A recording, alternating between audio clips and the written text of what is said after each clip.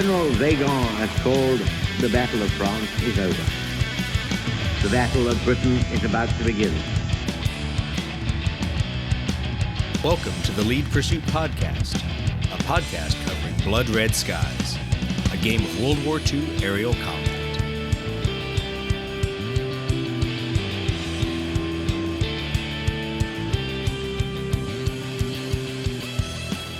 Welcome to the Lead Pursuit Podcast. Tonight we're going to talk to Andy Chambers and we're going to discuss a little bit about campaigns and a lot about other things that we care about. But first, we want to go through our usual evening of information. Brett, how you doing tonight since you're on to discuss the intel updates in the hangar? Oh, I'm doing good. Awesome. So there's been a few things that have popped out there in the intel update world.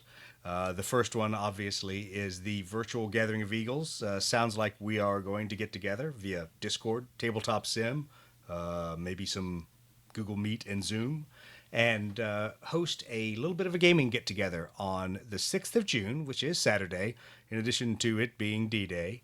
And we will start that about 10 o'clock Eastern, somewhere between 9 to 10 o'clock Eastern. The schedule is not out yet, but if you want to get an idea of what's going on, you can head over to leadpursuit.net. There's a tab up in the top of the navigation bar for Gathering of Eagles. Click on that, and you can sign up, and we'll put you on the list. Once again, there's no complex registration. It's free. The questions it asks are just kind of, hey, what kind of things do you want to pay attention to? Hey, you're there for competitive gaming. I'm there to hear Doug pontificate about rules, whatever. So that information's on there. Please sign up. Don't feel obligated that if you signed up, you have to show up. We just want to know who's interested. And that way we have a list of people that we can put out some smaller invites to for some very specific cool things that'll be going on during that time frame. So you can either show up and get the public link to everything, or you can register early, get the private link, and maybe get the invite to the party suite, right? The con party suite. We're doing that, right, Brett? Wait, that's not going to work virtually, is it? Damn it. It's a BYOB. Okay, so everyone bring your own booze, and you can hang out with us in the party suite. All right, so while we're talking about that, the other week we had the team from Fights On. They really supportive of our work with Blood Red Skies and our podcast. They would like to extend a discount code if you want to order some terrain. They've got some pretty cool markers out there as well. If you want to go pick up any of that, when you check out, just use the discount code LAG Pursuit, LAG, instead of lead. If you're not a fighter guy and you don't get the joke, that's all right. We used to always talk about people who weren't hacking it. They were, quote, stuck in lag, so they weren't pulling lead. They were behind the bandit. But that's fine. So use LAG Pursuit as your code and get an added discount on there. Now, new things we've tried. Well, I had a big box of acrylic roll across my desk the other day. Did you see the photos of that, Brett? Yes. I want to get those on the table. Those look good. Yeah, so it's been great. Litco has done a great job with some of the prototyping we did earlier, kind of at the end of 2019. Well, we've turned all that from the prototype phase into the ready to commercially sell phase. And of course, Litco's hooked us up, let us have a couple months of exclusivity. If you want to buy those acrylic tokens for Airstrike or the dials, we have them on our website. How do you find our web store? It's really tough, guys. You go to leadpursuit.net and there's a button that says store. But right now we've got the dials and the tokens up there. There are some other cool acrylic things coming from Litco. They have done a really good job working with us on some neat Blood Red Skies specific stuff. So you'll see that coming up in the next couple weeks. And you can order it online, or you can wait a couple months. And if you want to wait till the fall, you probably can order via Amazon straight from Litco and do some things like that. But once again, we'd love to get those out into gamers' hands early. And we've got a discount already on the website, so it's not full retail price if you order from us. The one thing I will say is we're going to have plenty of copies, as well as copies when we go to the in-person Gathering of Eagles. So if you want to wait and buy them there, that's not a problem either. And it's weird. We might even have a discount during the virtual game. Strange. Well, what other new kit have you seen out there, Brett? Anything interesting, mats or game kit wise? Well, I just got my first box of BF109Gs and nice. Took them out. Nice. Yeah, looking real good. All in Warlord resin. That'll So be part of what I paint up.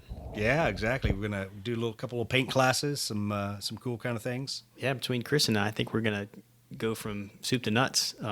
Yeah, so Chris, that guy that didn't join us tonight.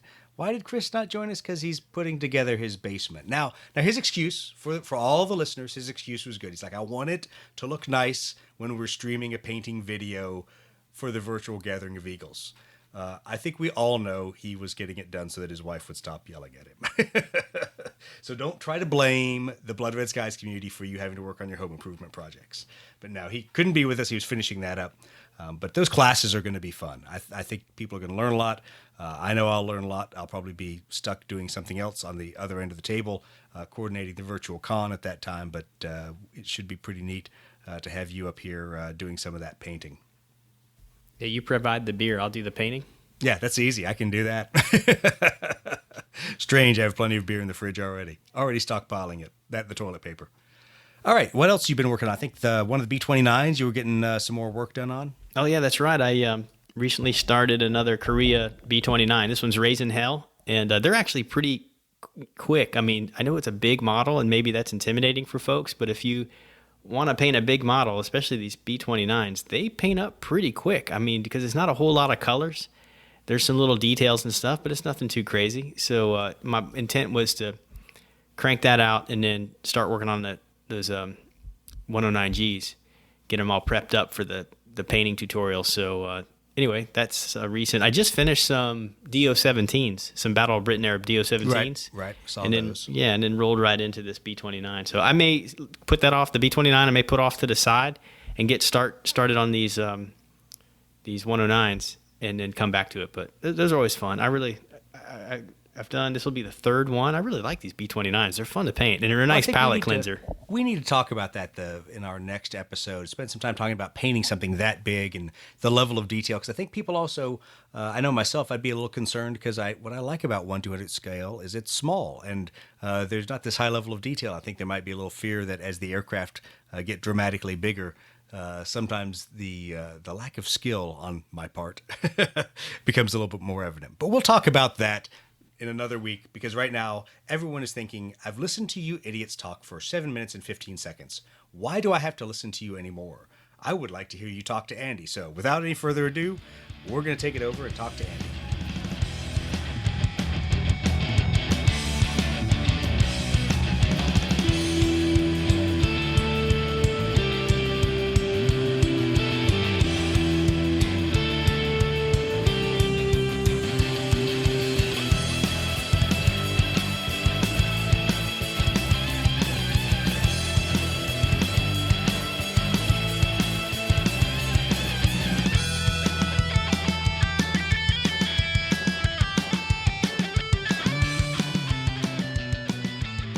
Tonight, we're back on the reservation. We've been wandering afar, talking to people that aren't necessarily related to Blood Red Skies. We've even been probably dirty people and played other people's games as well during this time of solo gaming and social distancing. But tonight, we're back with the man himself, Andy Chambers. Andy, how are you doing tonight? I'm very well, thank you. As well as can be expected under the circumstances, anyway. Absolutely. And we've also got Brett on to talk a little bit of things that he's been doing with campaigning. Brett, how you doing? Hey, I'm doing great. Awesome. Good to have both of you on. We would have Chris on, but apparently he put a priority to home renovations instead of the podcast. I personally am hurt. I feel like it's an attack and an affront upon my podcasthood or something like that. Whatever. We'll go on without him, and he can always join in and throw spears at the things we've said later. So let's jump right into the big interview topic. We've spent a lot of time playing one-off Blood Red Skies games, and quite frankly, that's how I've really enjoyed the game. Just a pickup game, whatever aircraft, a scenario, do something neat. Well, Andy, you released a series of campaign rules out on the Ready Room a while back, and we've started playing with those. How did those campaign rules come to be? Well, going back in the day, one of the fondest memories I have of my time at Games Workshop, which was a long time, was when we ran Blood Bowl and Necromunda campaigns, because it just takes on a whole life of its own at that point, and you get a lot of personal investment into your forces and your little guys and people advancing and stuff like that. And I really wanted to create a parallel for that with Blood Red Skies, so that you could take a squadron of dudes and start out with a few rookies and a few veterans and see how they got on. So you'll lose some guys will go up, and but hopefully overall your squadron will improve over the course of a campaign. So it's not a really formal, it's a ladder or it's a net style campaign. It's something that's mainly about progression, because again, when I sort of read first-hand accounts of the Second World War, and that's very much what it's about. You get even what became the greatest aces. They all started somewhere. They were all inexperienced guys at some point, and they learned from other veterans, and gradually their skills click into place. And I thought that'd be a lot of fun to actually see that happening over the course of several games when you're playing Blood Red Skies. And that was really the idea behind it more than anything else. Yeah, I think it's pretty funny going back to even George Bierling's early history and being a pilot who didn't fit into the squadron well in his first tour, and nearly having a midair with another pilot during training. And you laugh when you think of that individual going on, being put in a different situation, different theater, and now he is literally the ace of the base and is racking up all the kills. It's an interesting evolution to see in some of the pilots. Brett, I know you probably don't feel the same way about pilots surviving, because it seems like you've been on the downside of the campaigns that you've been running. Yeah, the interesting thing about our campaign, we started, right around Battle of Britain. We've played 6 games so far. Initially, our games were, one game was a month, and it's surprisingly, I'm playing Luftwaffe, and it's surprisingly kind of following history. I'm just getting attrited the whole time and getting close to being done with flying over the channel. Yeah, it's ceasing to be fun because you're replacing all of your people that you really liked and had an emotional bond with a bunch of rookies that are showing up as pilot skill too, right?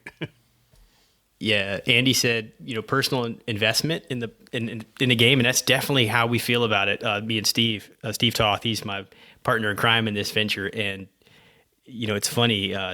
You make decisions in the game that you wouldn't in a one-off game, because you're like, oh man, I can't afford to lose this guy or whatever.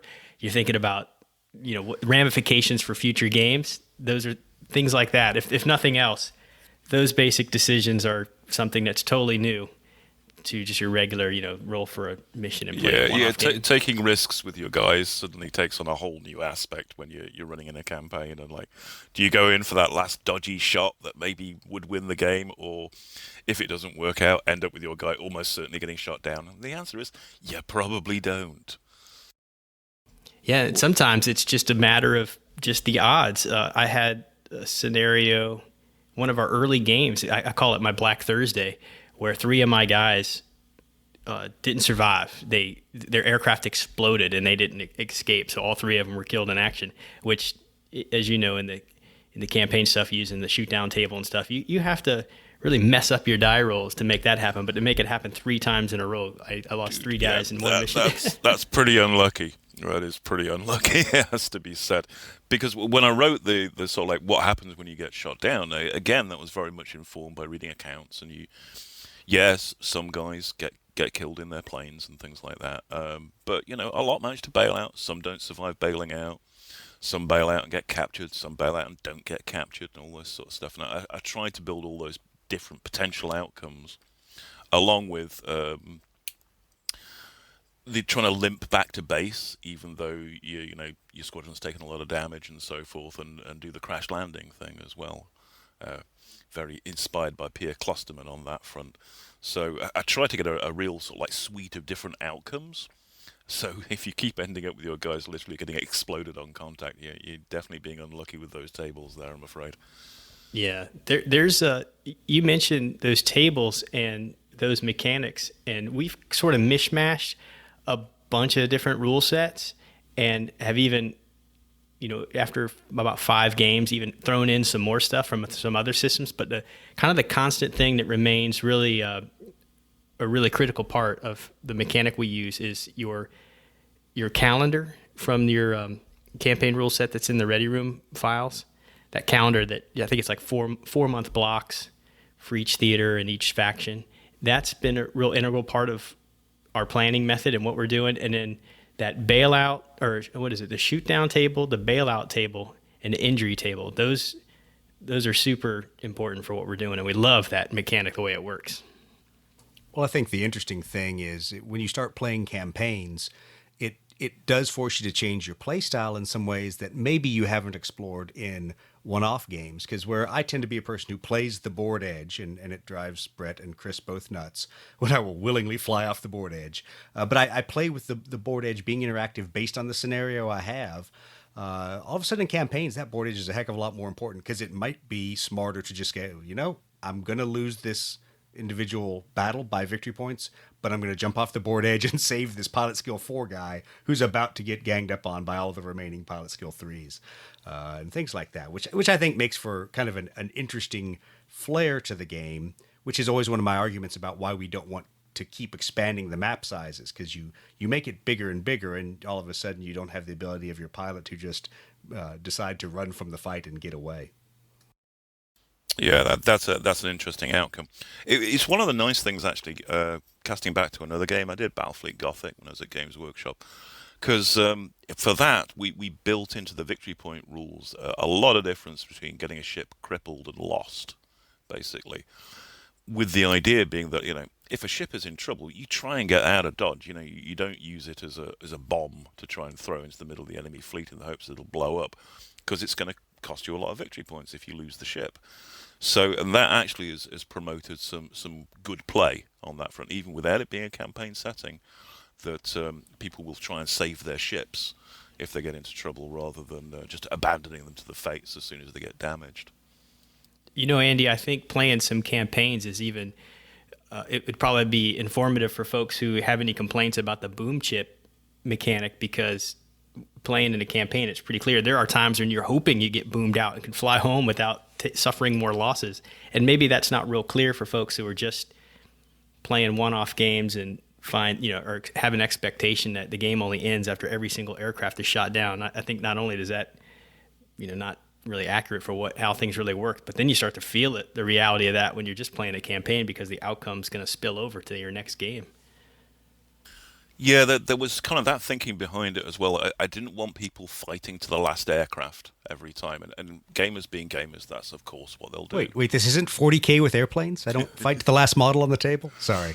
I couldn't pass up that dig. Yeah. Well, you learn from your past, don't you? Or at least you try to. At least. you try to encourage good habits, which is, again, where the Battlefleet Gothic came from, was like, don't play to the death every time, because it lacks verisimilitude, my favourite word at the moment, lacks truthiness. Whereas actually actively working to try and save your guys, that has got an element of truth to it, and I think makes people play a bit more honestly, if you see what I mean. Yeah, and one of the interesting, points about the game, and it comes into when I'm trying to explain parts of why boom chits are so important to people and why you can quote unquote break a squadron, and how that comes out really in history, is a lot of people unfortunately only read about the shoot downs, and they don't read about the 30-40 planes all mixing it up, and then everybody at about the same time going, okay, we've had enough. And one side usually deciding to leave, but it wasn't like an ancient infantry battle. You didn't just massacre the other side because they decided to leave and you ran over them with your elephants. Both sides would break it off, and generally there was a little bit of, all right, we're pretty beat up, they're really beat up, we're just going to let them disengage. Yeah, it is a truth. And I've talked about this before about playing World War II online, and that fact that the sky can go from being full of enemy planes to just being empty in a moment. It's not that easy to actually stay on the tails of multiple enemy aircraft when they decide to get the hell out of dodge. They just dive away and they're gone, And to a certain extent, chasing after them, you're putting yourself at a big risk if you do that, because you never know when somebody else is going to be in a position to bounce you. So there is definitely a point when the sides decide, like, that's enough of that, and disappear off. And you don't hang around at that point, because then you're a guy on your own, and that just means you're a victim. Hey, Andy, as we're playing along, one of the things that we've noticed, of course, the games are exciting in themselves, but then sometimes what the outcome, what the potential outcome is going to be on that shoot-down table is almost more nerve-wracking than the game itself. And, we know it's coming because there'll be a shoot-down and we'll make a little note. And like, oh man, even while the game's still going on, we're saying to each other across the table things like, oh man, I wonder what's going to happen to that guy when we get done. I'm already nervous about it anyway. we actually added some other mechanics from some other sources to enhance or add to that post-game stuff that could go on, because what I'm finding is Steve and I are playing about one game a week. So there's plenty of downtime in between missions, and we are, updating our squadron list and figuring out what we're going to try to field for the next game and all that. Are there things that you would have us doing, things that are on your mind that you think you'd like to see in a rule set, perhaps for some of the extra post-game events or whatever you might call them? It's interesting. It sounds like you're doing some of it already. One of the things I tried to replicate, I don't know, I can't remember if I included it in the final rules or not, was you could get this situation where your squadron comes back out of a fight and, 2 planes don't come back, and you don't know what happened to them. You don't know if they were shot down and the guys were killed, or they crash landed somewhere and the guys survived. You don't know if they get captured. And you get these stories of squadrons going back, and they just never hear from a pilot again. They just don't know what happened to them. And in other cases, they don't hear from a pilot again. They're listed as missing in action. And then, like 3 months later, they show up again, having, made their way out through France and Spain on foot and managed to get back home again against all the possible odds. So I was keen that there would be something like that, and an element of the unknown going on as well. Yeah, I think it's really interesting, at least the way the rule is written in the version that's on the Ready Room, is that you've got about a 50% chance in that first month that things could turn out well. And that really drops dramatically as soon as it's after that first month, because you're either going to be a 1, he's confirmed dead, or a 6, he sneaks out. So it's really, it forces it to evolve of months of waiting and going, I've got this guy on my roster. Do I just line him out now? Because is he coming back? He's still missing in action. Yeah, that was the idea behind it. There's what's it called? Woodbine Red Leader, I think it is, which is about a P-51 squadron in Italy, and they had exactly that sort of thing happen. They had guys that just disappeared and they never knew what happened to them, and they had other guys that, against all the odds, showed back up again months later because they'd been shot down, captured, escaped, and managed to get with the resistance, and been stuck with the resistance for a few months, and then eventually they managed to smuggle them out, sort of thing. So that element of uncertainty about losing guys, along with, like I say, that Pierre Closterman thing of like guys having to do crash landings at the airfield, and they might not survive that either, or might get injured from it, or what have you, because it's all nerve-wracking. It doesn't stop at the edge of the battlefield, sort of thing, because planes are planes, they rely on staying up in the air, and if they can't because they've taken damage or what have you, then the outcome can be devastating. One of the things we did when we started, we were just managing about 12 airplanes and their pilots for a squadron, but we found that we were flying a mix of planes. At least in my case, I had 110s and 109, so really different roles, and it just seemed clunky to have them all smashed together in that 12-man roster. So we made, or at least I made on mine, a second roster for the squadron of the Zerstreuers. And now I kind of feel like we found a kind of a sweet spot where instead of just managing a single squadron, we're sort of managing a group that has maybe a subordinated attack Stoffel stuck in there. And that's been pretty fun. That sounds like an entirely sensible way of handling it, I think, because in Blood Red Skies, really a squadron is a group that all flies the same plane. Is one of the defining points of it. With a few odd exceptions here and there, that's how it was in the war. So if you're flying different sorts of planes, there's no harm in flying multiple squadrons, because while we were talking about guys getting shot down or lost and things like that, there are benefits to running a campaign with a squadron as well. The guys can go up as well as down. So in some ways, you're kind of spreading your goodness thinner by having multiple squadrons too. Well, that's one of the interesting things I've seen in a couple other systems, and I'll use the original Hornet Leader as an example, that there's a continuation of the squadron past the current campaign. And it's an interesting mechanic they have in there, and I think that some people expanded upon it on Board Game Geek online and kind of put out some further campaign mechanics. But there was a point to growing your pilots, and it was, even though you finished this current solitaire campaign and, okay, only a couple people went up, the point was, if you generated your next campaign, there was a good odds that people were going to leave the squadron and get transferred. And if you hadn't trained your second in command to have high leadership skill, high aggressiveness, whatever, in that game system, all of a sudden, you could roll and the CO would now get orders to go be a staff guy. And all of a sudden your second in command you haven't invested the flying in him to make him good. And so it was really interesting to watch people use that system to walk an F-18 squadron through 3 or 4 different campaigns, and all of a sudden have guys that were their star players get pulled out, not because they were killed in action, because it was their time to leave the squadron and go do something else really important for the war effort. Well, all of a sudden you found yourself in like the 4th scenario or 4th campaign with a bunch of rookies, because you hadn't flown them. Yeah. And your elite squadron leader has now been kicked upstairs to go and command exactly. the wing or what have you, because he's too important to be flying a plane anymore. Yeah, exactly. We just incorporated a mechanic like that where there's the potential for guys to get transferred out, for even if it's just on a temporary basis, maybe to do a stint at headquarters, or maybe you randomize your pilots, and one guy gets potentially pulled out to do weather escort outside of the normal squadron duties. So none of those things have happened yet, because again, it's like a D6 or D10 depending on what chart we're rolling on to figure out what one of those things happening. But sometimes it's some unexpected thing like that. So it's kind of exciting. Like, we're already excited about things like that happening. In our last game, at the end of our last game, we rolled for some of our post-combat events, and Steve is going to have 2 pilots from the staff, the wing staff, fly in his next mission. So he basically gets like 2 extra airplanes that aren't part of his roster that for free for that game. So are they flown by morons, people who push paper rather than fly? Yeah, I don't know. We'll see. I was kind of chuckling because last night I turned on Amazon Prime to watch a couple films, and of course I was cheesy and watched Final Countdown, so I had my my 80s cheeseball movie of the evening. But then I started watching Strategic Air Command, and it was funny to see that very dynamic. Hey, we've got a guy who's just converting into the airplane, and he's a staff officer. But oh, by the way, we're going to try to make him a aircraft commander immediately because of his experience and being a reserve guy and everything.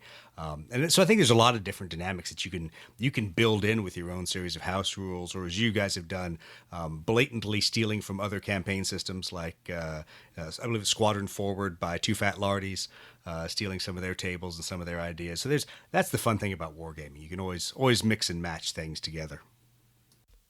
Yeah, we have stolen some stuff from them for sure, because it translates so well into Blood Red Skies, and really all it's been is an addition. I think, like I mentioned before, that the centerpiece of the besides the missions right out of Airstrike and everything, that calendar that Andy made and the shoot down bailout injury table, those are integral to every game, and then everything else we've just kind of recently piled on top of that. So we've added a landing check table. I think that we use for anytime somebody has a forced landing, we go to that table because it has a little bit more richness and depth for what potentially happens. Anything ranging from perfect landing, everybody's fine, airplane's fine, to some level of injury and damage, all the way up to totally destroyed and KIA. And then we've added some other events, like I mentioned before, that have impacts on getting replacement aircraft and replacement pilots, and maybe weird things happening. Some of them are even in-game events. We also used the theater weather cards. So it used to be when we would start a game, when we get to the part of placing clouds, we would just do a D6 to determine how many clouds, and then we split that equally. If there was an odd number, we would just do a roll-off to see who gets the higher number of clouds, and we just take turns placing our clouds. No big deal. Now we do that, as well as rolling a weather event chart, which could determine some kind of weather thing, and the weather events translate to one of the existing theater weather cards, and that has impact because then that can completely change the cloud mechanic. If you get maybe downdrafts, I think is one of them. If right. we roll for that, then now all of a sudden you want to stay the hell away from clouds. All of a sudden, Brett's plan to hide in the clouds and come out and gun me doesn't play so well anymore. Yeah, it's been so fun. Just little things like that. I mean, they sound little, but you start throwing extra little conditions like that are sort of randomized, and we've played a few games and we're already experiencing every game like something we've never encountered before. So it's teaching us the game better. I think we're learning a lot about the game, but it's also just super fun because now it's like, oh my gosh, I can't believe that happened, that kind of thing. Well, Andy, what kind of things ended up on the cutting room floor when you were writing this squadron leader version of the campaign rules? Well, I've mentioned before that I actually have the wing commander rules, as I call them in the end, which originally when I first started out to write a campaign system, I came up with this fairly insane. I'll be honest, yeah, it was fairly insane. Insanely Shocking. complicated. I find that so hard to believe from the man who ruined my life with a game called Epic, you know. So something was large in scale, and yeah, okay, I got it. Yeah, so in the wing commander rules, you kind of you command multiple squadrons, and basically you kind of commit a number of aircraft, and there's a crazy matrix which then tells you what kind of an encounter you're going to have, which tells you which scenario to play, is the short version of it. Which, when I first showed it to my friend Ryan Miller, he was like, I don't understand this at all, oh my god. And I was like, maybe I went a bit overboard with all this. And I kind of cut it down to, like, you command a squadron. And that's where the squadron commander rules actually came from. And the wing commander rules, I haven't really looked at them since, I must confess, but I should brush them off at some point and expose them to the light of day and see if people can wrap their heads around them. Well, you know, I think that I'd like to wrap my head around that. That sounds awesome. Brett being the sucker for anything campaign now. Yeah, no, that sounds really, really interesting. And the funniest part of looking at some of the larger campaign structures, for lack of a better term, and I'll use Phantom Leader from DVG Games as an example, is that how aircraft ended up in the mission they were on really varied by theater and by war. I mean, obviously in Vietnam, you didn't pick your targets. All of a sudden you got handed this target from the Joint Chiefs of Staff. Or whereas Korea, you know, there was a little bit more of a, as we would call it these days, a targeting board. All the bomber guys at the Air Force would get together and go, hey, here's what we're going to hit. Hey, Navy, do you want any of the easy targets for your fighter bombers? You know, and there was an ability to go, yeah, we're going to go after bridges today. And, you know, all the way back to then World War II, where there's a lot of, in a sense, armed reconnaissance missions in some of these theaters where it was the pilot sitting down with their intel officers looking at the map and going, hey, I think there's a troop concentration here, or I think they might be putting a train through the mountain pass here. Let's just go put up, you know, a series of P-47s, see what we can find, and strafe it. Yeah, absolutely. And that was kind of where it came from. Both the Battle of Britain, where you've got kind of the Luftwaffe commanders who were just committing certain numbers of fighters to escort bombers, certain numbers of fighters just to run around the place and maybe attack airfields and stuff like that. And then the flip side of that with the RAF doing much the same thing in France, where they're basically trying to draw the opposing air force out and say, hey, we're going to come and bomb something, you know, you want to come and intercept these bombers or not? And that kind of interplay you got of like how many aircraft people wanted to commit at different times, how many they could commit at different times, producing some very kind of asymmetric scenarios, which again can translate into things like the bounce scenario and stuff like that, which, you know, you normally wouldn't play that scenario unless, you know, the campaign tells you have to, because it's a clearly unbalanced scenario.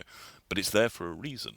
And that reason is, in a campaign setting, that's kind of what happens when you commit 60 or 70 aircraft and they've only committed 4.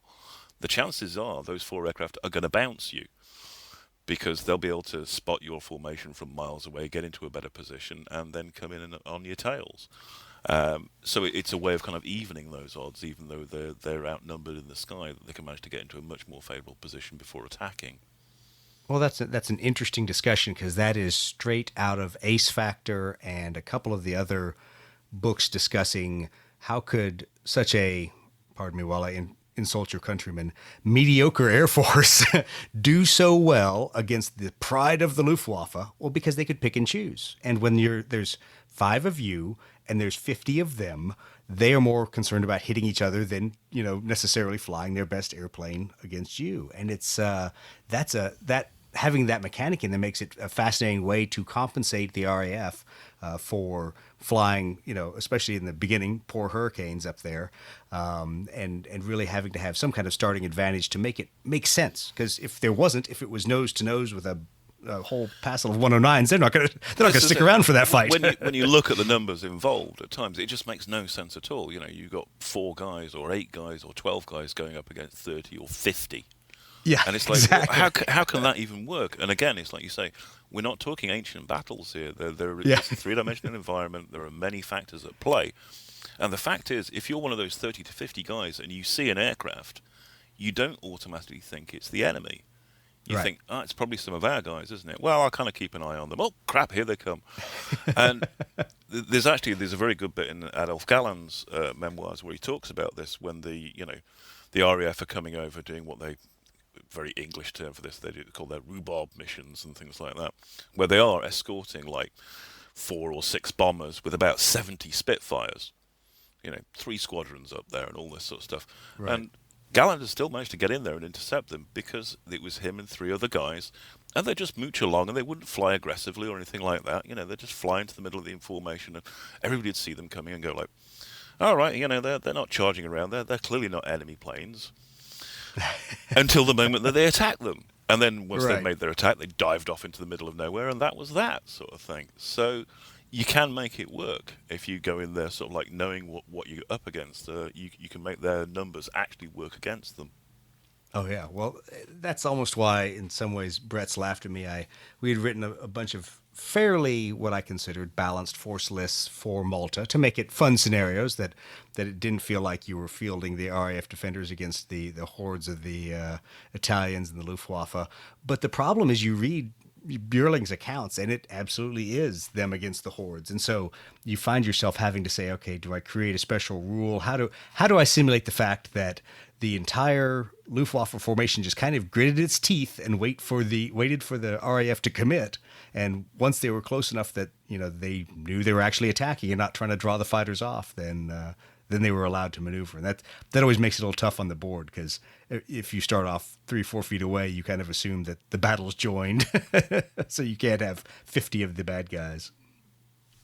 Yeah, very very tricky to actually replicate that on the tabletop. It's true. Yeah, It's true. I haven't come up with a good way yet, but I'll try. I'll come up with something good one of these days. Well, excellent. Well, so we've talked through a lot of the campaign things, but there's always information we want to pick your brain about, since we're those sneaky kind of colonials that we are. We know that Midway is supposed to be coming out sometime this year. Obviously, coronavirus pushing some schedules around, changing some things and modifying some things. Is there any good information you have on Midway you want to share with us? We're still looking at it at the moment, but we have got a plastic frame done for measuring sticks and little turning widgets and some of the markers for Blood Red Skies. That's gone ahead. We were just like measuring it up this week and going, ooh, the measuring sticks are, well, the firing stick is a teeny bit short at the moment. It's like, does it matter if it's 6 inches? It's like, yes, it matters. And so on. So Fire the mold maker. Yeah. It's like, oh, I sent you photographs of these things 6 months ago. It's like, and so we're just checking through that at the moment and trying to dot the I's and cross the T's on it. So Good. there is still work going ahead. Midway is still on the schedule. I don't know when it's going to happen. We do have a whole suite of Navy planes to go with it, including Devastators and all the rest of it. But I don't. It was originally supposed to be scheduled for sort of July, August time, and obviously I don't think we're going to hit that now with one thing and another. So maybe for Christmas. I don't know. Excellent. Okay. Well, and that's one of those things that we can talk about, especially when we do either the virtual Gathering of Eagles or get our actual in-person one in September. We always would love to get as much information as we can out of you. So when you're giving your opening address, anything you have that you can show us, I think that always helps the as I call them, the faithful, all the Blood Red Skies faithful, wrap their minds around that this stuff is actually progressing. It is moving forward. Sometimes it's tough when you hear about it, you see leaks about it, and then you're like, all right, one of these years we're going to be holding these Devastators and other airplanes in our hands. So I'm excited about it. I know we at Lead Pursuit have a few projects we've been working on for gaming mats and some other things to tie in with Midway. So we'll just stand by and see when you guys get closer and closer to release on that. Yeah, unfortunately, the wheels grind slow. This is always the case. Have I done it's 30 years now I've been professionally making games for. It's 30 years now I've been professionally making games for. And I can tell you, it's always like, either 6 months or a year away from when you thought it would be. For one Right. reason or another, it just always seems to work out this way. So try and rest assured that, yes, the wheels are grinding slowly forward. And we are still up for that midway release. I'm excited by it. I think it's going to be a biggie. Because God bless you, Americans. You love your planes so much. So, We don't want to play with these RAF aircraft. Why would we want to dirty ourselves with those? Yes. No, I know the feeling, which is good, because I think the Midway box set will definitely help start some more interest in the U.S. because it's a little bit more relatable to some of the players. But like everything else, I'm happy to push a lot of different airplanes around the table myself. So it's just interesting to see what people's preferences are out there. Well, what other things are in the hopper, at least in the minds of Andy Chambers? What kind of things have you been ruminating over, thinking about, and kind of pushing Blood Red Skies into? well, as has been discussed before, we do have the prospect of doing some Vietnam-era jets, which I know you gentlemen have been kindly working on some rules for me. So I hate can you again, Andy. duly rubber stamp them in and go like, Please don't tear them apart, light them on fire, and burn them. That's the point I'm at. the truism, and I'll give you this from my 30 years of professional war games making experience, is Hey, have you been doing this for 30 years? I've been doing this for 30 years now, 30 years! All right, sorry. Yeah, 30 whole years. That's more than time than some of my players have been alive for. Yeah, that's Which true. is a really terrifying thought. Any set of rules will be genuinely enhanced by taking about 30 to 60% of them out. Yes. So be ready for that, because I will definitely approach them on the like, what third to two-thirds of these rules can I cut out? Because I know it'll just make it better. Yeah, yep. I can understand that. It was funny as Roger and I talked through. We did some play testing last night, and he was giving me his perspective on things, and he turned around and goes, "Well, Doug, what do you think?" And I said, "Well, I am surprisingly not disappointed." And of course, he and Roz and everybody kind of laughed at that. But it really speaks to kind of where we've been, that you gave us some very specific left and right lateral limits. We went all over the page and came up with all these crazy different ideas. And at the end of the day, scaled back even inside the left and right lateral limits you gave us, because we said, here's what we feel comfortable with. Here's what we think we can make as a reasonable, believable, fun product. So it is a compromise, and I know you're going to take a red pen to whatever we write, which is fine. I'm perfectly good with that, but it will be funny to see the things that don't pass Andy's muster, and I go, ooh, I really was emotionally tied to that rule, but I'll just get over it and then push my large phantoms around the table. You may be pleasantly surprised. You never know. You might have done a bang-up job overall. You have been working I highly doubt that. with Roger, and anyway, he's had his knuckles wrapped with the ruler a few times himself, so he kind of knows the deal. Well, and just so you know, and also so the listeners know, it's hilarious to hear the conversation, because anytime any good idea comes up, it's always like, what is Andy going to think of that? Is Andy going to like that? Does that pass the stone tablets from Andy of what we've been told we can and can't do? And so every once in a while, we all sit around and we go, we're going to put it in front of him, and maybe he won't notice. Maybe it'll be late in the rules review, and he will skip that and then leave that one in there. So we'll see. I'm looking forward to it, to be honest. I am looking forward to going beyond just the initial rule set that we have, but that's going to require a lot of time, and please, no pressure on us to deliver that. But I think it'll be interesting to see where it grows. And quite frankly, I'm probably shifting a bunch of my focus back to 1950s and MiG Alley and some of those things that I didn't get enough time playing. Yeah, that was something which swung by my nose a little while ago with the Shooting Stars and Panthers. I know They look good, I assume. Look fancy. They look really cool, actually. It kind of ignited my interest in maybe doing 50s jets in a way that I have to confess that the MiGs and the Sabres hadn't, because they're very 50s sci-fi looking, really, on a fundamental level. Right? Those straight wing jets, they just look cool. So that's the funny thing to me, is I don't always think about how sci-fi some things in the 50s were and how atom punk they were until I was watching Strategic Air Command last night, and I'm looking at shooting stars. I'm looking at B-36s, Roger's favorite airplane, and looking at these guys in their spaceman suits, practically that they're walking around inside the aircraft in, and it's funny to go.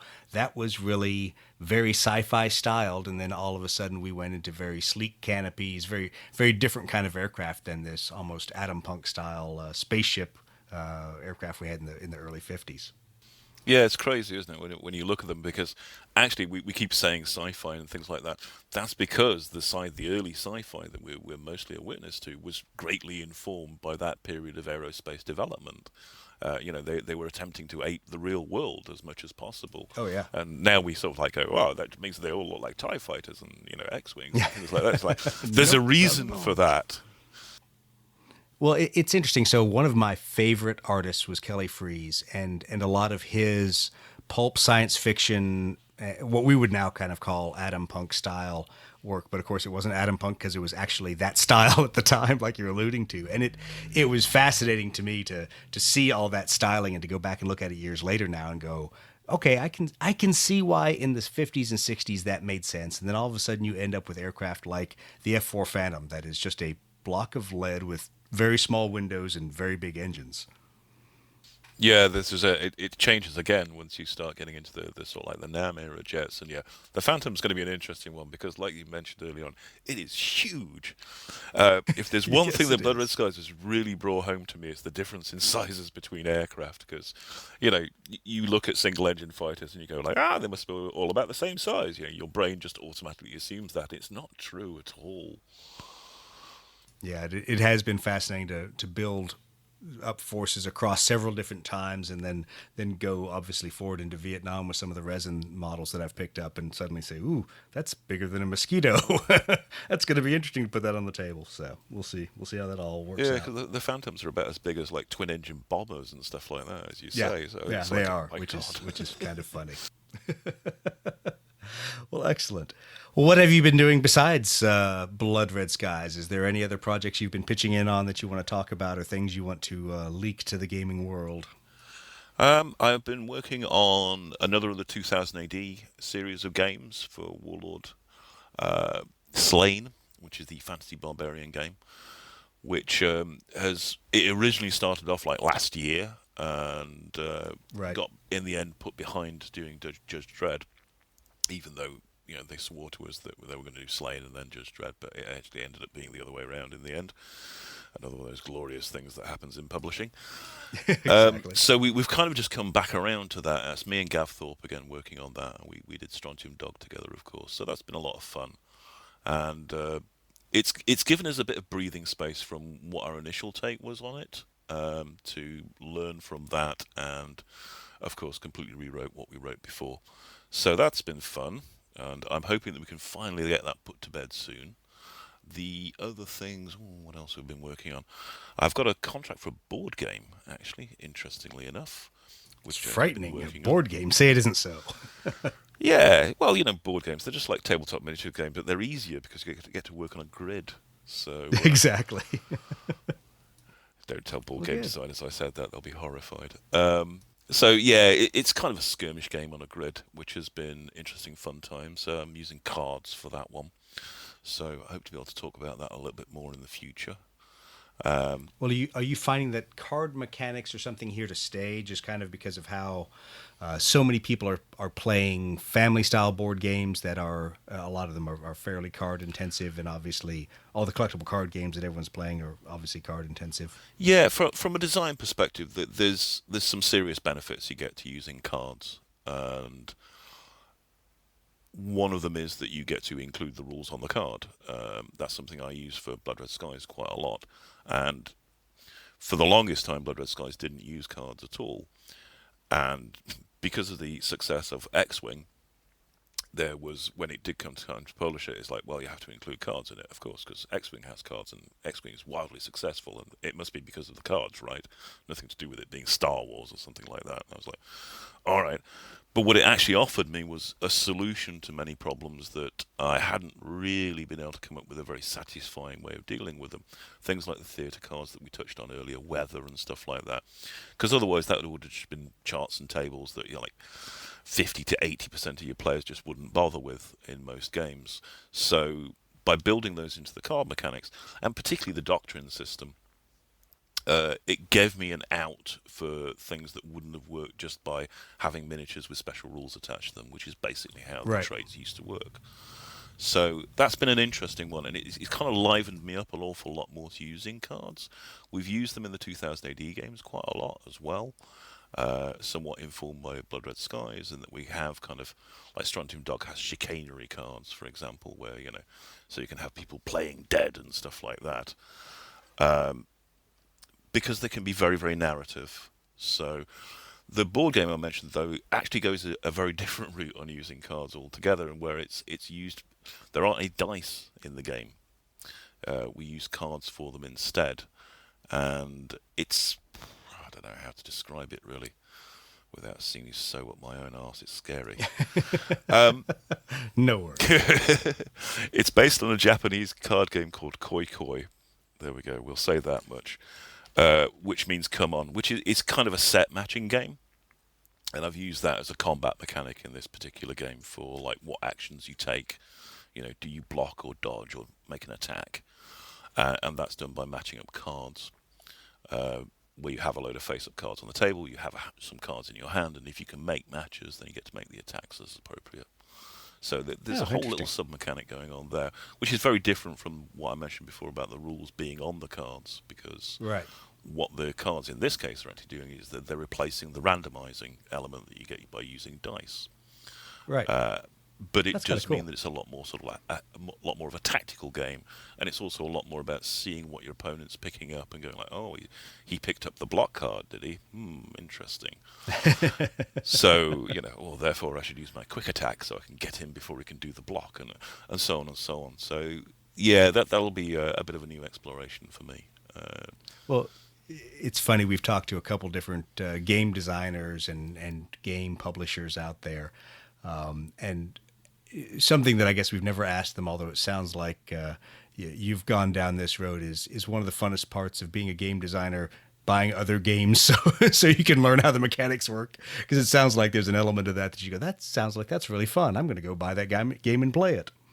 Yeah, absolutely. It's in many ways it's very incestuous. There's a lot of self-referential. It's research. It's research. Yeah, it's also an excuse to buy games and play them. Yeah, exactly. It's great fun in and of itself. But yeah, there's often a lot to be learned from how somebody else has tackled a particular subject or used a different mechanic in interesting ways that you can get by looking at other games. So yeah, it's always a good one to be aware of where things are going, and it also gives you stuff about the dynamics. You mentioned how a lot of board games use cards now, a lot of family games use them, and so on. And of course, we've had at this point decades worth of Magic the Gathering.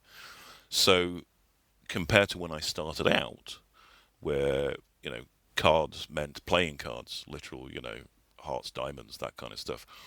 That whole aspect of using cards in games has really, really changed and really developed. And there are a lot of people who are very comfortable with card-based games and mechanics. And I mentioned Ryan before, my friend.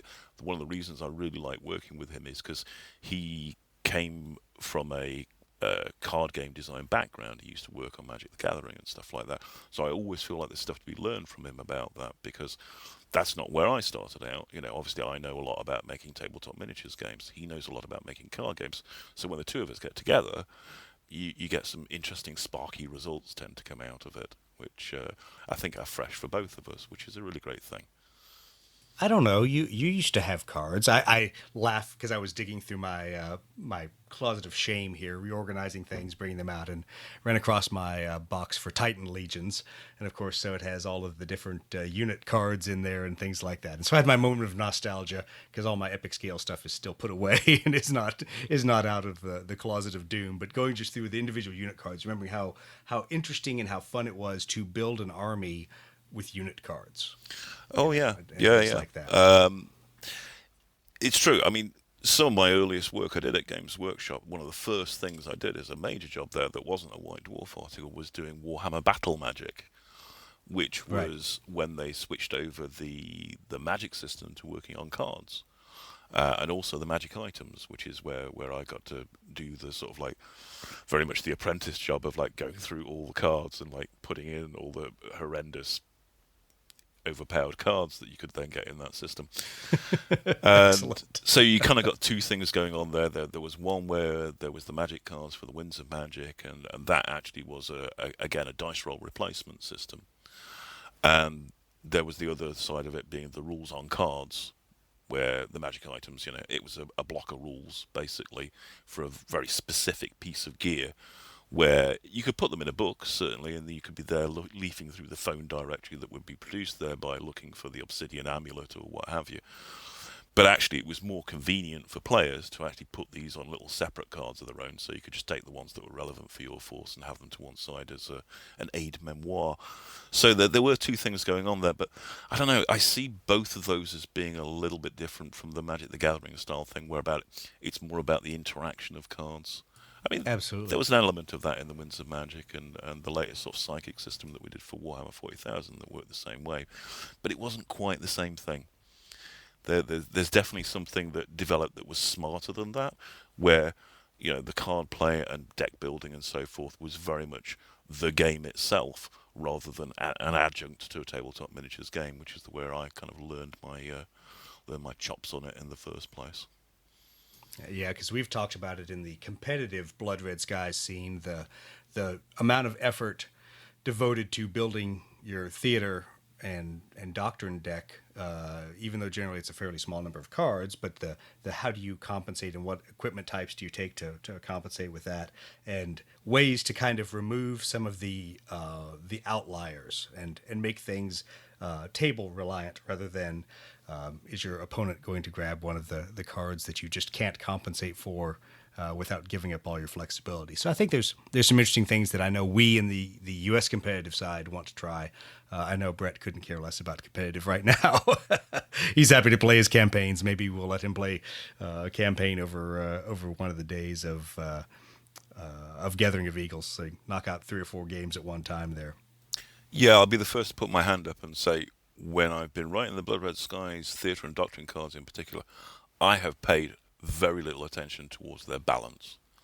That's not what they're about, as far as I'm concerned. If you want true balance on a kind of tournament competitive circuit, then you do need to self-censor a little bit, because there are ones in there, like the numbers card and the home advantage card, which are dynamics that I wanted to put into the game, which are kind of, in a tournament environment, blatantly unfair. Right. Because it was funny because even Roger played restricted airfields against me the other day, taking me from 4 MiG-17s to 3. Yeah. And I'm like, ooh, that hurt. Yeah, they're very much there from me looking at it from a historical basis more than anything else, and going like, well, what are factors that can come into play? Yep. And stuff like restricted airfields are like, it's all well and good that you've got, 5 times as many fighter aircraft as they've got, but if you've only got a handful of airfields up near the front lines where you can stage them forward, then actually you've got about the same number as they've got.